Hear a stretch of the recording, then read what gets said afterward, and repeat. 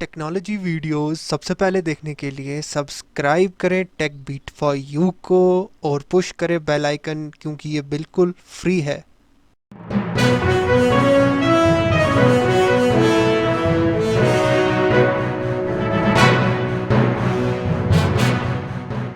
Hi friends, मैं हूं बासित खान और आप देख रहे हो Tech Beat for you channel. आज मैं आपसे डिस्कस करने जा रहा हूं एक लेसिक आई विजन करेक्शन के बारे में। ये टेक्नोलॉजी जो है कैसे वर्क करती है, ये सारा जो है लेज़र बेस्ड पे है। तो इसी के बारे में मैं आज आपको कुछ बताने जा रहा हूं। तो चलिए शुरू करते हैं।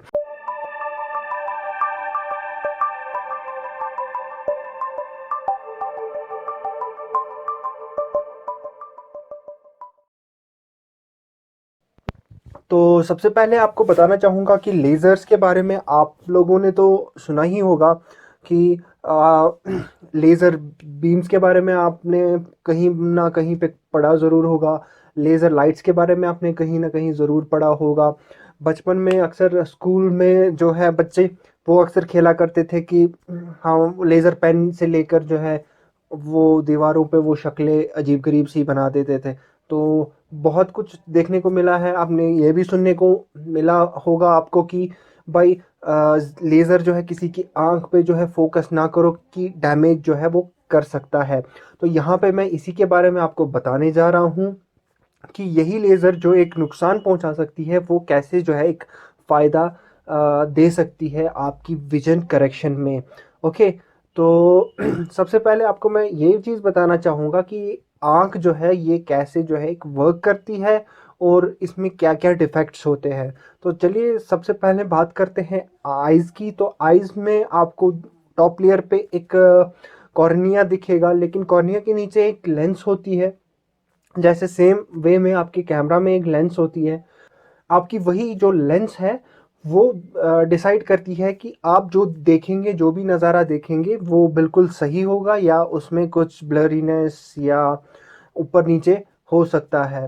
तो बेसिकली यही होता है कि इसी लेंस से जो है वो लाइट पास होती है और लाइट पास होने के बाद वो ऑप्टिकल नर्व से आपके जाके दिमाग में जो है सिग्नल वो चला चला जाता है, इमेज जो है वो रेटिना पे अ, चली जाती है।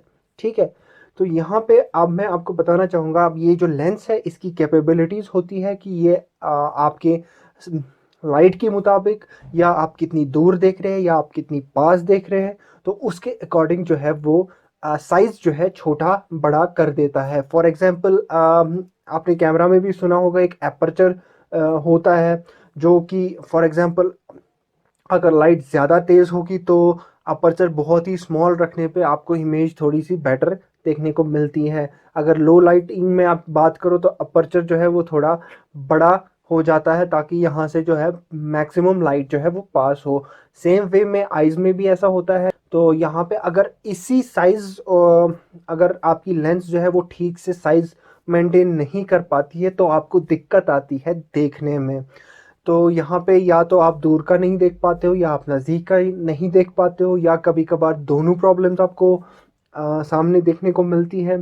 यहाँ पे पहले क्या होता था कि एक डॉक्टर जो है वो एक स्पेक्स दे देता था और उससे जो है आपकी विज़न जो है वो करेक्ट हो जाती थी।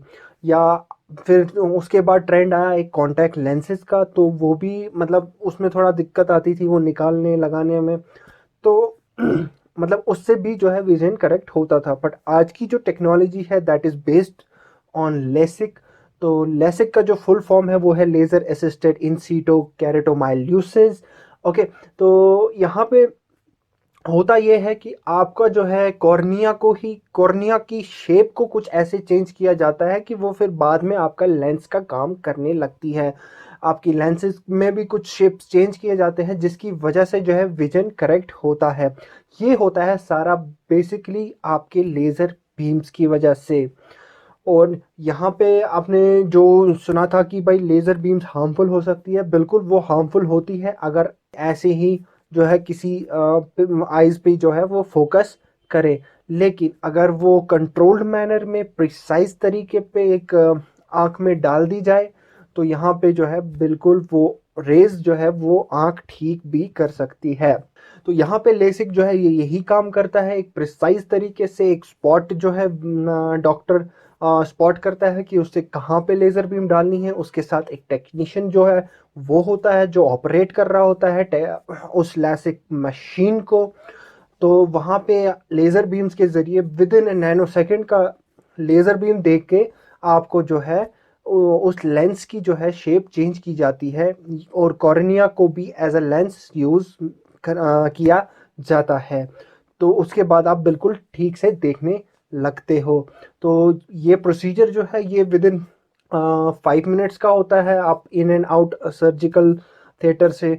तो आप में से भी जो है जिन्होंने करवाई है लेसिक सर्जरी, अगर वो बिल्कुल सही से देख पाते हैं या नहीं देख पाते या कुछ भी ऐसे प्रॉब्लम है, तो आमतौर पे देखा गया है कि ज़्यादातर प्रॉब्लम्स अगर आ जाती है लेसिक सर्जरी के बाद तो वो इस वजह से आती है कि सर्जरी ठीक से हुई नहीं होती है या कुछ अदर प्रॉब्लम्स। अगर सही से हो जाए एक बारी लेसिक सर्जरी तो आपकी विजन काफ़ी हद तक बेटर हो सकता है।